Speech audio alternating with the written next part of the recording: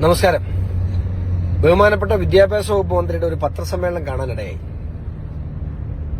പള്ളുരുത്തി സ്കൂളിലെ ഹിജാബ് വിഷയവുമായി ബന്ധപ്പെട്ട് PTA-ക്കും സ്കൂൾ മാനേജ്മെന്റിനുമെതിരെ ആക്രോശിച്ചുകൊണ്ടാണ് ബഹുമാനപ്പെട്ട വിദ്യാഭ്യാസ വകുപ്പ് മന്ത്രി പ്രസ്താവന നടത്തിയത്. എനിക്കിപ്പോഴും മനസ്സിലാകാത്തൊരു കാര്യം, മന്ത്രിക്ക് എന്തോ വലിയ കുഴപ്പം സംഭവിച്ചിരിക്കുന്നു, അല്ലെങ്കിൽ SDPയെ ഭയന്നുകൊണ്ട് അദ്ദേഹം എന്തൊക്കെയോ പുലമ്പുകയാണ്. ഗവൺമെന്റിനെതിരെ അവർ സംസാരിച്ചെന്ന് പറഞ്ഞു. ഗവൺമെന്റ് എന്ന് പറയുന്ന SDP ആണോ? ഈ നിമിഷം വരെയും ആ മാനേജ്മെന്റോ ആ സ്കൂളോ അല്ലെങ്കിൽ അതിന്റെ PTA-യോ സർക്കാരിനെതിരെ എന്തെങ്കിലും പറഞ്ഞതായിട്ട് എനിക്കറിയില്ല.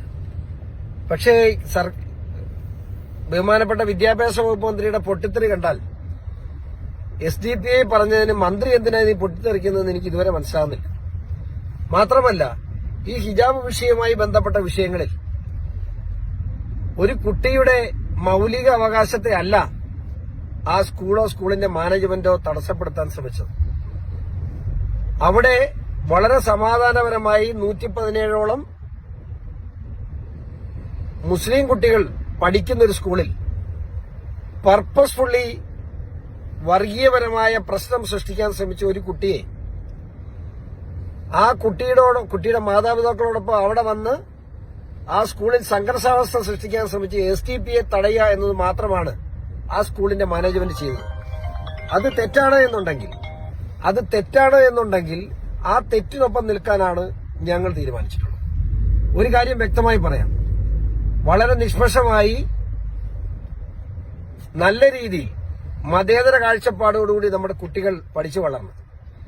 അവർക്കിടയിലേക്ക് ഇത്തരത്തിലുള്ള കുത്തിത്തിരിപ്പുകൾ കൊണ്ടുവന്ന് ഇന്നലെ ഒറ്റ ദിവസം മാത്രം ആ സ്കൂളിൽ പഠിക്കുന്ന 117 കുട്ടികളുടെ 25-ലധികം കുട്ടികളുടെ വീട്ടിൽ SDPI നേരിട്ടെത്തി ആ ബാക്കിയുള്ള കുട്ടികളെ കൂടെ തട്ടം ധരിപ്പിച്ച് സ്കൂളിൽ അയക്കണമെന്ന് പറഞ്ഞ് ആ മാതാപിതാക്കളെ ഭീഷണിപ്പെടുത്തുന്ന സാഹചര്യം ഉണ്ടായി.